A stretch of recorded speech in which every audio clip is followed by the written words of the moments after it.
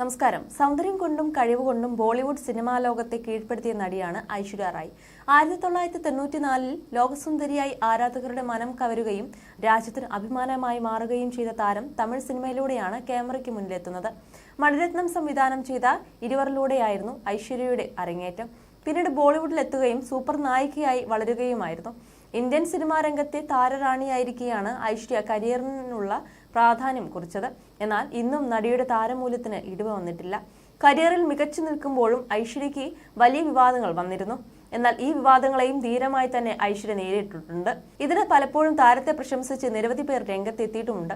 തന്റെ കരിയറും ജീവിതവുമെല്ലാം തകർക്കാൻ സാധിക്കുന്ന വിവാദങ്ങളെയാണ് ഐശ്വര്യയ്ക്ക് നേരിടേണ്ടി വന്നിരുന്നത്. സൽമാൻ ഖാനുമായുള്ള പ്രണയബന്ധത്തിൽ നിന്നും പിന്മാറിയ ശേഷം ഐശ്വര്യ നടത്തിയ പ്രസ്താവനയും അഭിമുഖവുമെല്ലാം വളരെ പെട്ടെന്നാണ് വൈറലായി മാറിയിരിക്കുന്നത്.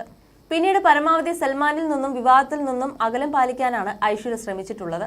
എന്നാൽ പലപ്പോഴായി താരം നടത്തിയ പരാമർശങ്ങൾ ഐശ്വര്യയെ ബാധിച്ചതെന്ന് വ്യക്തമാക്കുന്നതാണ്. അഭിഷേക് ബച്ചനുമായുള്ള വിവാഹശേഷവും ഗുസാരിഷ് എന്ന സിനിമയുടെ ചിത്രീകരണത്തിനിടെ അത്തരത്തിലൊരു സംഭവം ഉണ്ടായെന്നാണ് നടിയുടെ അടുത്ത സുഹൃത്ത് പറയുന്നത്. തന്റെ കഴിഞ്ഞ കാലത്തെക്കുറിച്ചുള്ള ചർച്ചകൾ ഐശ്വര്യയെ അന്ന് വല്ലാതെ തളർത്തിയിരുന്നു.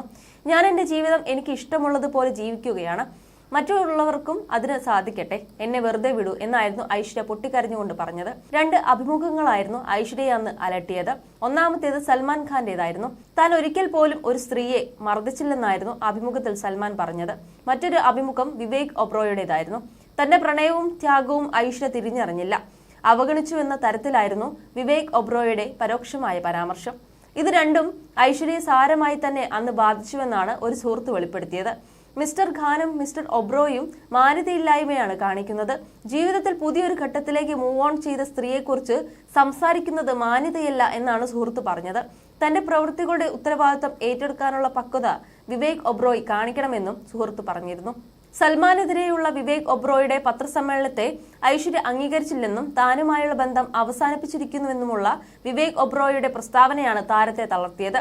പത്രസമ്മേളനത്തെക്കുറിച്ച് അറിഞ്ഞപ്പോൾ തന്നെ ഐശ്വര്യ ഭയന്നുവെന്നാണ് സുഹൃത്ത് പറയുന്നത്. എന്തായാലും പതിയെ സൽമാനും വിവേകും ജീവിതത്തിൽ മുന്നോട്ട് പോവുകയും ഐശ്വര്യയെക്കുറിച്ച് പരാമർശങ്ങൾ നടത്തുന്നത് അവസാനിപ്പിക്കുകയും ചെയ്തു. അതേസമയം പൊന്നിയിൻ സെൽവൻ 2 ഐശ്വര്യ റായുടേതായി ഒടുവിൽ പുറത്തിറങ്ങിയ സിനിമ. ഈ അടുത്ത് നടി കാൻ ചലച്ചിത്രമേളയിൽ എത്തിയും ഐശ്വര്യ വാർത്തകളിൽ നിറഞ്ഞിരുന്നു.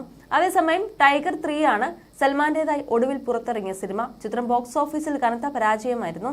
സിക്കന്ദർ സൽമാന്റെ പുതിയ സിനിമ. ഐശ്വര്യ പുതിയ സിനിമകളൊന്നും പ്രഖ്യാപിച്ചിട്ടില്ല. വിവേക് ഒബ്രോയുടെ ഒടുവിൽ പുറത്തിറങ്ങിയ സിനിമ ഖുദിരം ബോസ് ആണ്. ഇന്ത്യൻ പോലീസ് ഫോഴ്സ് എന്ന വെബ് സീരീസിലാണ് താരം ഒടുവിലായി സ്ക്രീനിലെത്തിയത്. You're watching me on metromatney.com. metromatney.com. Subscribe for more videos. Subscribe for more videos. Subscribe here for more videos. Subscribe now. Thank you.